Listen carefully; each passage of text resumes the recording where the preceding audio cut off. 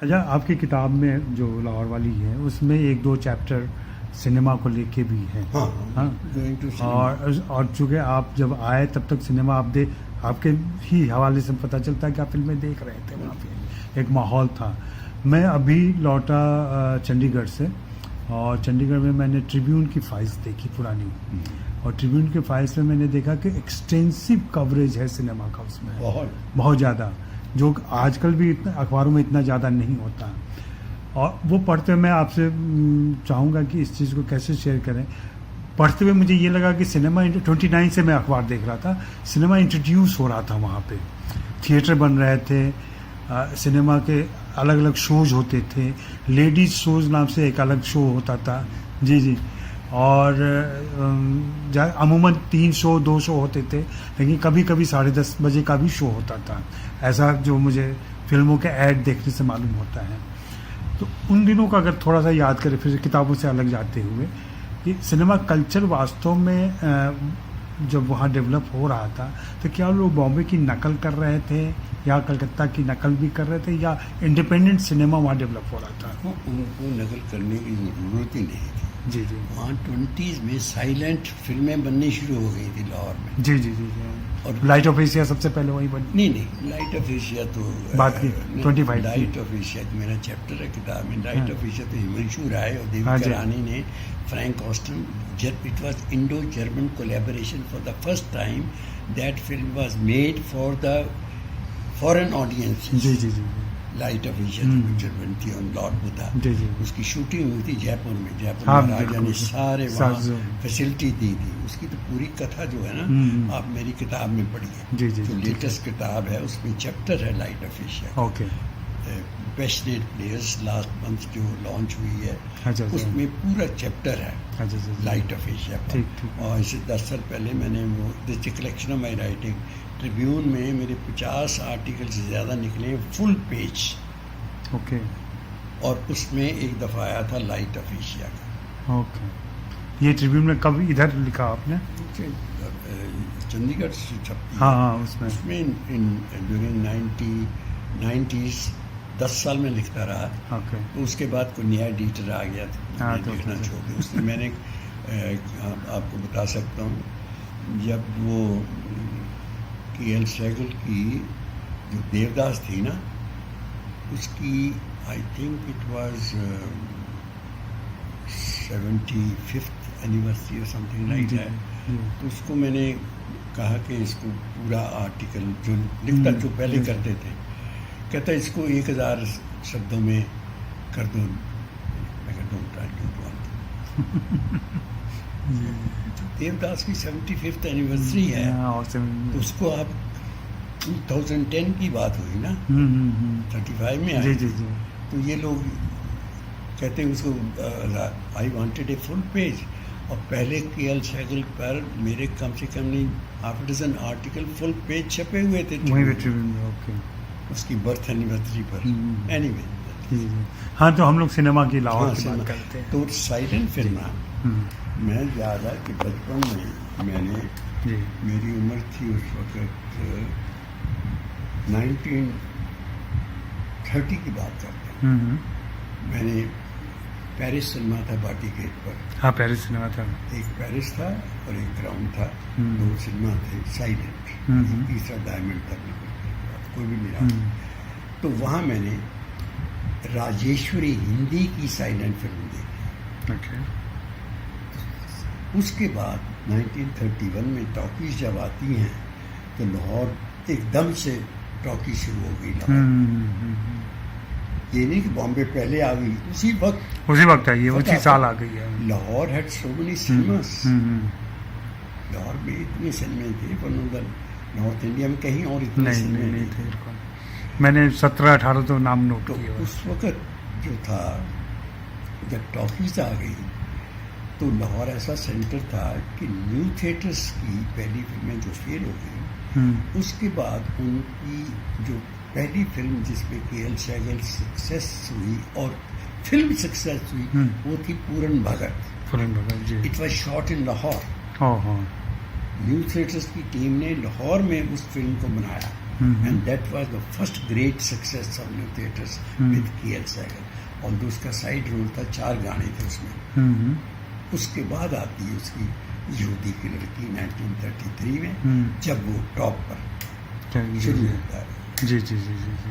तो लाहौर तो उसमें फिर 3-4 प्रोड्यूसर आ गए, ये आ गए, लेकिन मुश्किल थी लाहौर में जी कि लाहौर के लोग इतने कलरफुल होते थे, वो फिल्म कंप्लीट होने से पहले हीरोइन को लेकर भाग जाता था कोई ना कोई। इसलिए लाहौर में फिल्में इंडस्ट्री जो थी वो सक्सीड नहीं की। आखिर में एक एंटरप्राइजिंग के.डी. मेहरा निकला, उसने कहा ये बात नहीं, उसने पहली पंजाबी पिक्चर बनाई कलकत्ता में जाकर। उसका नाम था शीला और पिंड दी कुड़ी। उस फिल्म जो के.डी. मेहरा बना रहा था, तो वो फिल्म स्टूडियो में पंजाब के चीफ मिनिस्टर सिकंदर याद भी वहाँ न्यू थिएटर वगैरह गए थे। तो वो फिल्म जब बनी, उसके बाद जी फिल्म इंडस्ट्री रिवाइव ऐसी हुई कि पहले बड़े स्टूडियो, उसके बाद फिर एक था दलसुख पंचोली, उसने फिर 1938-39 में लॉन्च कर दी अपनी स्टूडियो। उसके बाद रूप के शोरे आ गया, उसके बाद डॉक्टर दौलत राम, बहुत प्रोड्यूसर आ गए। ये कारदार साहब तो वहीं के थे, लेकिन कारदार साहब शुरू वहीं से हुए थे। जी जी जी। लेकिन वो छोड़कर ही was the first to produce a silent movie in 1925। जी जी जी। मियाँ साहब जो थे, फिर वो बॉम्बे आ गए। जी जी जी। कलकत्ते भी गए। हाँ, कलकत्ता पहले तो कलकत्ता जाते हैं और फिर वहाँ से बॉम्बे आते हैं। वहाँ से बॉम्बे आते हैं। हाँ हाँ। क्योंकि लाहौर के लोग कहते लाहौर में फिल्म पूरी नहीं होने देती। एक स्वर्ग की सीढ़ी थी, खुर्शीद जो एक्ट्रेस थी, इसने करियर लाहौर में शुरू किया। जी जी जी, बिल्कुल बिल्कुल। तो ये जो स्टार्स हैं इतने, even Suraiya is from Lahore. जी जी। एक लाहौर होती थी चंदूलाल शाह की जो होती थी, जो रंजीत की होती थी, वो भी लाहौर से गई हुई थी। जी जी जी। मैंने किस्सा सुना है कि कारदार साहब ने बाहर से शादी की थी, सरदार की छोटी बहन या बड़ी बहन, और उसकी वजह से उनको लाहौर छोड़ना पड़ा था। उनके पेरेंट्स ने उनको बहुत तंग किया, तो वो छोड़ के भागे थे। He was from a very well-to-do family। कारदार साहब जो थे अरिस्टोक्रेटिक फैमिली से करते थे। इतना मुझे मैंने पढ़ा नहीं। कारदार में मियाँ साहब की बहुत इज्जत थी, और मियाँ साहब ने पार्टीशन के बाद, वो तो पाकिस्तान नहीं गए, उन्होंने जो आए लाहौर से, उनको बहुत बिल्कुल बिल्कुल, बहुत D.R. चोपड़ा से लेकर के तमाम सारे मेरे दोस्त थे अपने फिल्म डिस्ट्रीब्यूशन। कपूर के कपूर थे, तो के कपूर ने उन कपूर कारदार डिस्ट्रीब्यूशन, उसने बेटा कंपनी खोल ले, कपूर कारदार लिमिटेड डिस्ट्रीब्यूटर खोल दी थी। जी। अच्छा, और कौन लोग थे जो एक्टिव थे वहाँ पे, जैसे प्रोड्यूसर डायरेक्टर के तौर पे? कारदार साहब हुए, पंचोली साहब, रूप के शौरी हुए, उनके आर्यल शौरी भी थे, के.डी. मेहरा भी थे। जी जी जी। ये हस्तियाँ थी। एक शौकत हुसैन थे कोई, जो जिन्होंने फिल्म डायरेक्ट की थी। शौकत हुसैन रिजवी थे। अच्छा। शौकत हुसैन रिजवी जो थे, वो लाहौर से नहीं थे। ओके। वो बहरहाल लाहौर आए और उन्होंने फिल्म, और लेकिन वो डायरेक्टर थे। वो जो फिल्म बनी बॉम्बे में, जीनत, 1945 में। जी जी। तो क्योंकि जब गुलाम हैदर थे ना, वो जब बॉम्बे आए तो उन्होंने फिर नूरजहां को बॉम्बे अच्छा बुला लिया। तो वहाँ उन्होंने जब फिल्म, पहले भी एक फिल्म में का 42 में नूरजहां हीरोइन बन गई थी, जब 16 साल की थी, तो बॉम्बे में आ गई। उसके बाद 43 में बॉम्बे में आ गई। तो उस वक्त शौकत रिजवी डायरेक्टर थे जीनत के, तो उन्होंने उसको शादी कर ली। उसके बाद उन्होंने शाह नूर स्टूडियो बनाया, क्योंकि शाह अपना नाम रखा नूरजहां का। वो थे शौकत रिजवी थे ना, उन्होंने बनाया शाह नूर स्टूडियो। और हीरोइनें कौन लोग थी जिन लोगों को आप लोगों ने पसंद किया लाहौर की? लाहौर में रंजना थी, फिर स्वर्णलता सी, स्वर्णलता भी हीरोइन रही, एक रागनी थी, और रागनी, स्वर्णलता, राधा करके भी एक थी, राधा थी एक। लेकिन जो लाइमलाइट में आई, बॉम्बे पहुंच गई, स्वर्णलता थी। एक अख्तर करके भी कोई थी, जिसको पंचोली ने ही लॉन्च किया था। नहीं वो भी तो थी ना, जो दर्द में आई थी,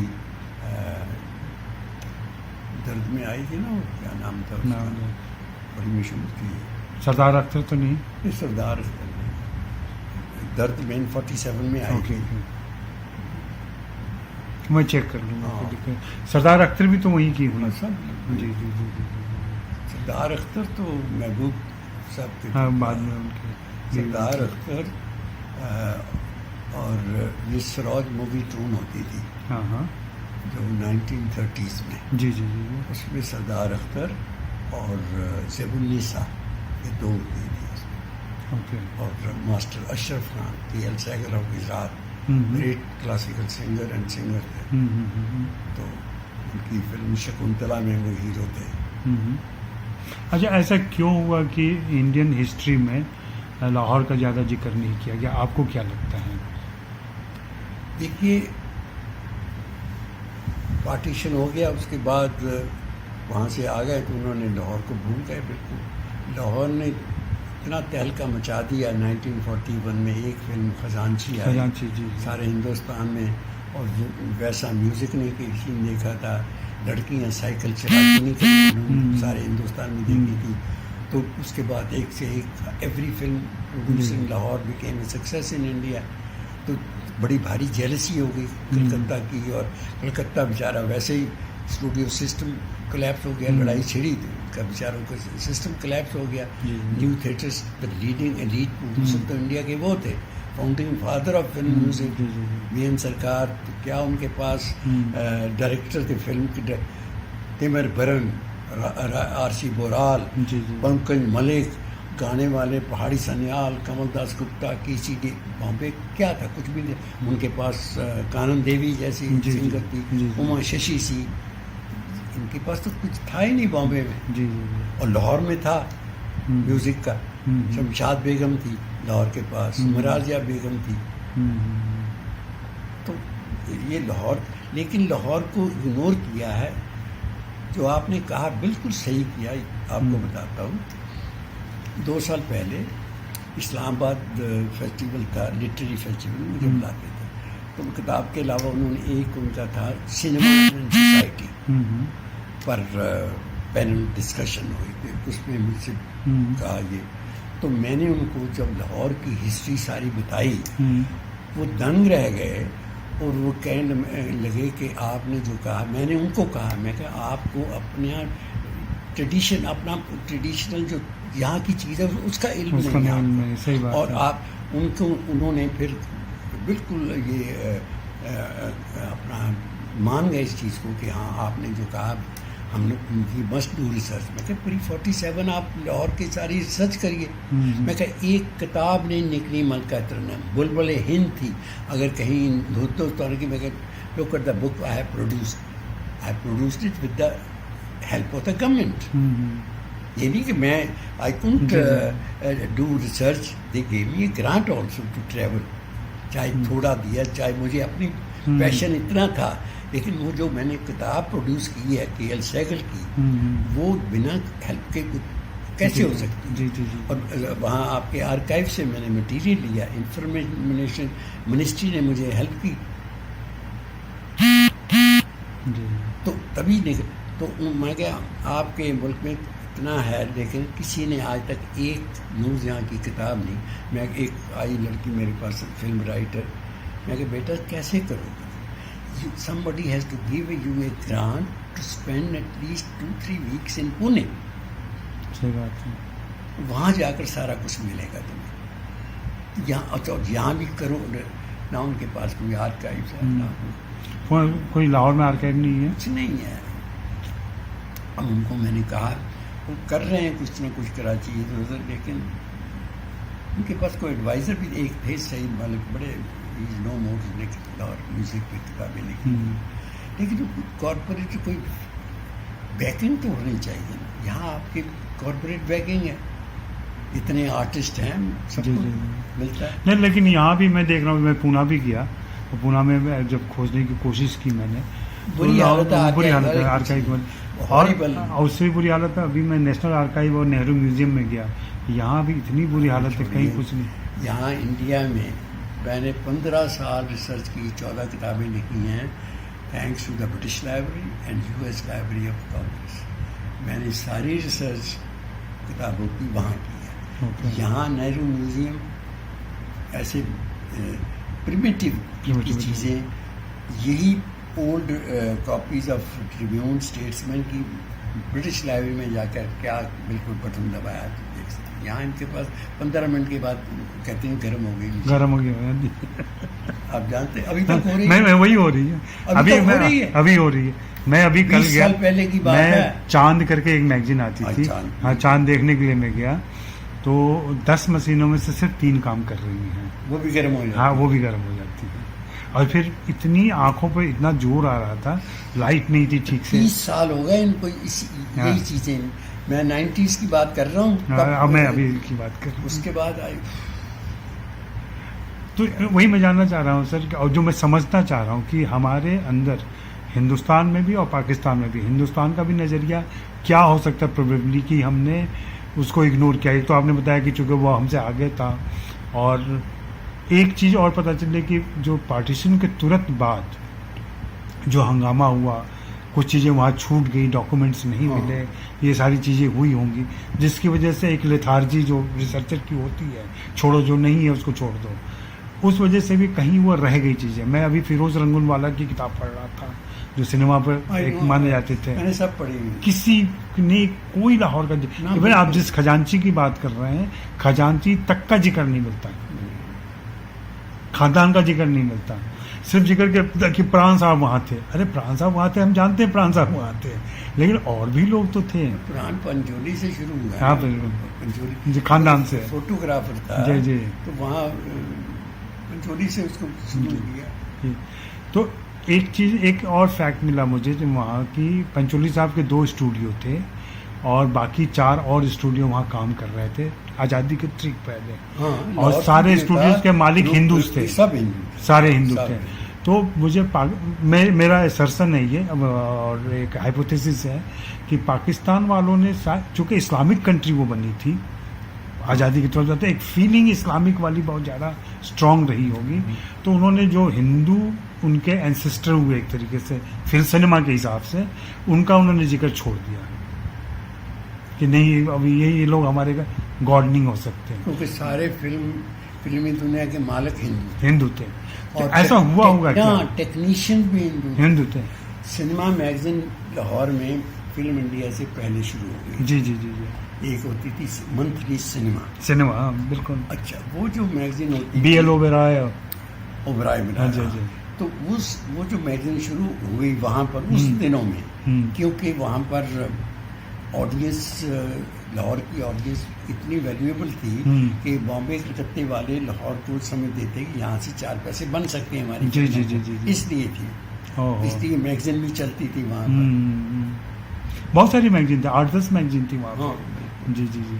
तो मैं सोच रहा हूँ क्या ऐसा ही हुआ होगा या क्या और वजह हो सकती है? नहीं, पाकिस्तान वालों की, पाकिस्तान वालों देख रहे हो, स्टूडियो अपना कोड के ऊपर अलॉट हो गए, एक उसको मलका पुखराज को भी एक स्टूडियो दे दिया, बेकार में, ना कुछ था ही नहीं कुछ।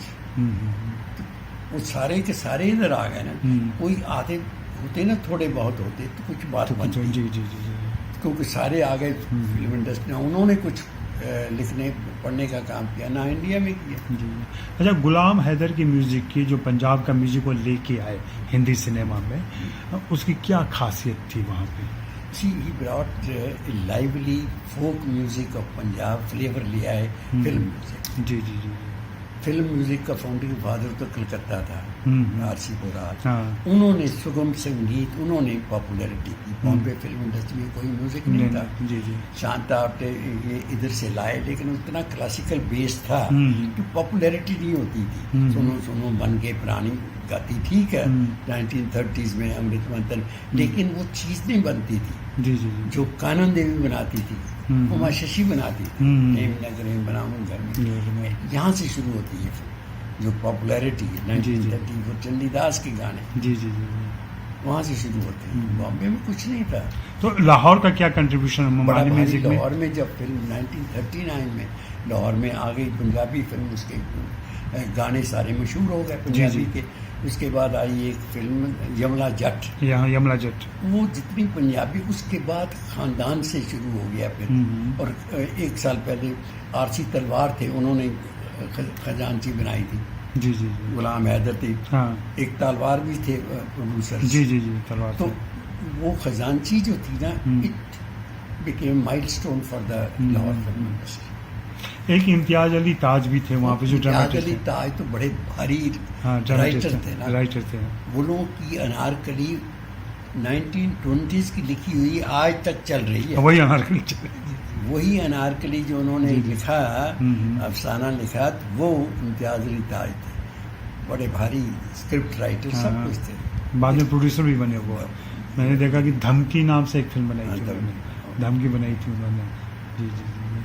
1950 में तब तक इंडिया की मार्केट उनके पास थी। वो अभी वीजे शुरू नहीं हुए थे, उनकी दुपट्टा चलती थी इधर। उसके बाद पंजाबी फिल्म इंडस्ट्री खत्म।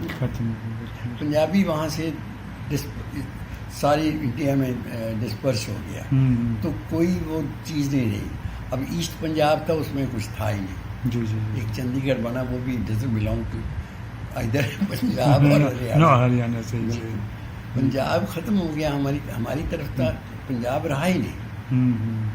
पंजाब जो था सो लाहौर में ही था, उसी इलाके में जो पंजाब आया इधर, हाँ, वो डिस्पर्स हो गया। जो बचा कुचा था, उस सरदारों ने बिल्कुल ख़त्म कर दिया।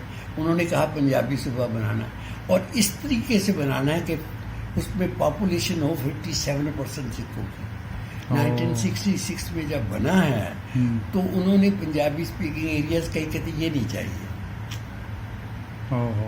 तो ऐसा पंजाबी सूबा, तो फिर पंजाबी डिस्पर्स हो गया, सारे इंडिया में फैल गया। उनका अभी वेस्ट पंजाब है, लेकिन वहाँ कोई फिल्म इंडस्ट्री वगैरह है कोई नहीं। जी।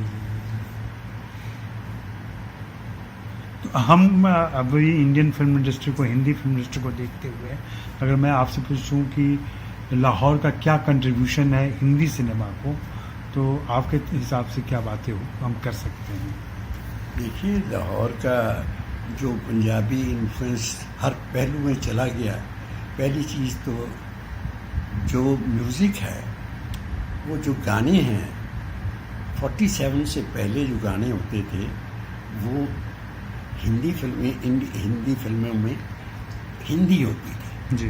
पंडित मधुर, सुदर्शन, ये जो गाने न्यू थिएटर के गाने थे, उसमें ज़्यादा हिंदीआइज्ड होते थे।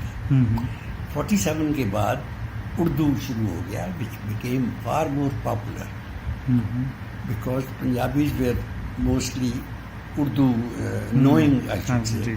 तो ये जो पहला एलिमेंट आया कि सारे गाने जो गज़लें, ये वो मजनू सुल्तानपुरी, शकील बदायूनी, जितने राइटर्स आए हैं फिल्म इंडस्ट्री में, वो उर्दू एलिमेंट आ गया। जी। और वो पंजाबी फ्लेवर शुरू से हुआ था। तो गज़लें, ये वो सारा एलिमेंट जो है, ये लाहौर फिल्म इंडस्ट्री से उर्दू है।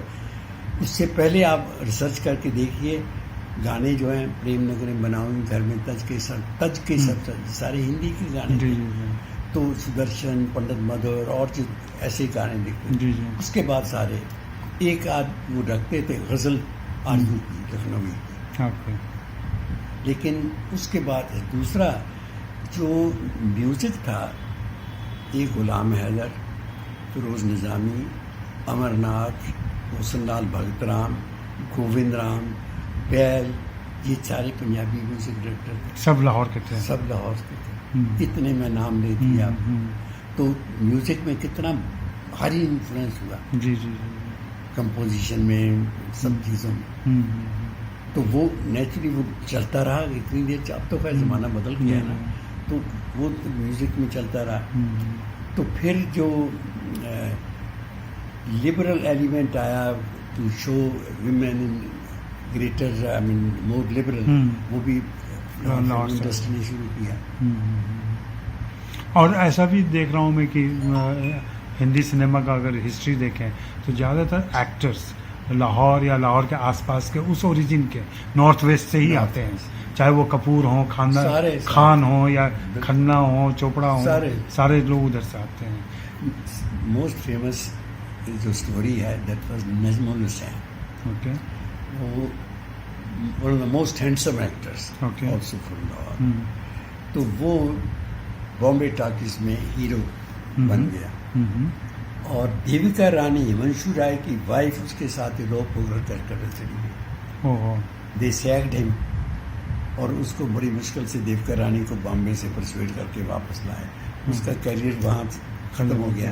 फिर के.एल. सहगल ने पंजाबी सल और उसमें छोटे मोटे उसको पार्ट देने शुरू किए। जी जी जी। और कोइंसिडेंस देखिए, नजमुल हुसैन का जो बेटा is a manager in the Islamabad club. मैं लास्ट ईयर 2 सालों को गया तो मुझे किसी ने कहा आपने नजमुल हुसैन का नाम सुना है? मैंने कहा मैंने सुना तो वो इतना खुश हुआ कि एक इंडियन को उसके फादर का नाम पता है। जी जी जी जी। छोटी छोटी बातें होती हैं। जी जी जी। अच्छा, एक किस्सा मुझे मिला, श्यामा जुत्सी एक एक्ट्रेस थी। Yes yes. और वो मास्टर निसार के साथ कोई फिल्म कर रही थी। उस समय बहुत हंगामा हुआ था और उन्हें वो फिल्म छोड़नी पड़ी। ठीक जी, ठीक है। तो ये किस्सा क्या है, क्यों ऐसा हुआ था? और लाहौर कम्युनल तो नहीं था कभी भी? कम्युनल नहीं था, लेकिन Shyama Zutshi belong to a very distinguished family. हाँ, वो नेहरू से रिलेटेड थी। तो लोग एलिमेंट्स थे कि ऐसी टॉप फैमिली की है तो क्यों ऐसे काम कर, अदरवाइज ये किस्सा उसको छोड़ना पड़ा था। जिस तरह सरस्वती देवी जो थी पहली म्यूजिक डायरेक्टर, वो पारसी थी। लखनऊ के भटकंडे कॉलेज से पढ़कर जब वो फिल्मी दुनिया में पहले रेडियो पे शुरू किया, जब फिल्मी दुनिया है तो पारसियों ने कहा कि हर किसी उसको अपना नाम चेंज करना पड़ा, सरस्वती देवी रखा बिकॉज उसका पारसी नाम जो है ना, आपको पता होगा। जी जी जी। तो उसको नाम because the Parsi community in Bombay with deadly against her join the film. तो ये चीज़ें चलती हैं। तो अभी हम लोग कैसे सुधार सकते हैं जो गलतियां हो गई हमसे? अभी इसको हम कैसे ठीक कर सकते हैं, कैसे मेंटेन कर सकते हैं उस ट्रेडिशन को, उस जो हमारी हेरिटेज है? अभी तक अगर कोई सेकुलर चीज़ है वो है Indian army and film industry. Okay. अब ये दो रह गए हैं, अब ये कब तक रहते हैं ये भगवान जाने। इस वक्त मेरे ख्याल से film industry is the only secular institution in the subcontinent. Okay. और वहाँ भी जो फिल्मी दुनिया के लोग हैं they are very liberal, they are not fundamentalist. वो लोग बिल्कुल डिफरेंट हैं और उनको जो इंडियन चीज़ें हैं उनको सब कहते हैं ये तो जैसे मैं कहता हूँ साझी विरासत है। जी जी जी। सरगम को डिवाइड नहीं कर सकते आप। बिल्कुल। और उनकी जो कंट्रीब्यूशन है so far as music is concerned, सारे तानसेन से लेकर आज तक सब ग्रेट क्लासिकल म्यूजिक है मुस्लिम्स। मैंने तो यही सुने, फैयाज खां, अब्दुल करीम खां, हफीज खां, अलाउद्दीन खां, बिस्मिल्लाह, जी जी, अली अकबर, जी जी, विलायत खान, सब बड़े बड़े, नुसरत फतेह तक ले लें। ये जो जितने मास्टर अब वहाँ क्लासिकल में वो कलकत्ता में क्या रशीद, हाँ, तो ये जो है उस्ताद लोग यही रहे कि क्योंकि इनकी डेडिकेशन बहुत है जो मौसीकी में। जी जी, हमारे भी बहुत हैं, ऐसी बात नहीं है। पलूस्कर और राव क्या नाम, महाराष्ट्र में किशोरी उमनकर, भीमसेन जोशी, बहुत हमारे भी, लेकिन उनके पंडित जसराज दिए ना, क्योंकि आपने इसकी बात की। जी जी, हमारे बहुत हैं। चलिए, और कुछ अगर आप बताना चाहें? मैं तो अपने रिसर्च के लिए नहीं, और इसी चक्कर में आपका आशीर्वाद चाहिए मुझे कि मतलब मैं ये काम कर सकूं कम से कम। मेरी ये कोशिश है, मैं पूरा फिल्में नहीं अवेलेबल हैं तो सेकेंडरी सोर्सेज से फिल्मों के नाम ही मिल जाएं या किसी और तरीके से सारी मैपिंग हो जाए। कितनी 125 फिल्में बनी हैं वहाँ पे टोटल आज़ादी तक।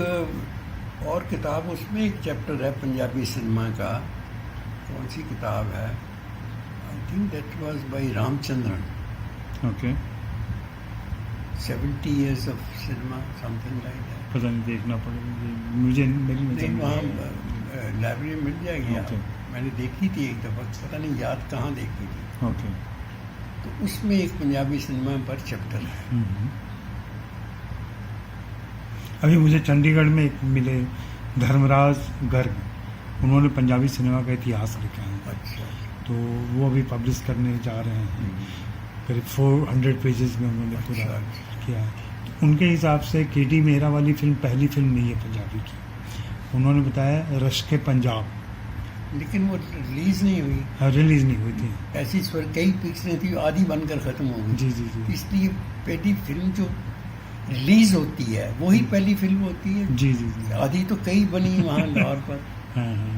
एक थी सेक्रेट गेंजिस फिल्म बनी लाहौर, जी जी जी। और सेक्रेट गेंजिस, स्वर्ग की सीढ़ी, सर की कहाँ गई पिक्चर, बनी कंप्लीट ही नहीं हुई। जी जी। खुर्शीद उसमें थी, फिर तो खुर्शीद बॉम्बे आई, फिर साइड रोल मिले, देन रंजीत में आकर वो पहले जो मोहम्मद से इनकार किया होता परदेसी में मोतीलाल के साथ, देन विद कुंदनलाल सहगल। तो फिर नूरजहां आ गई, बेचारी रह गई।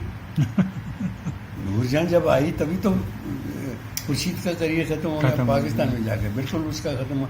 पाकिस्तान में जाकर सिर्फ Noorjahan continue to shine because she was genius by like K L Sehgal.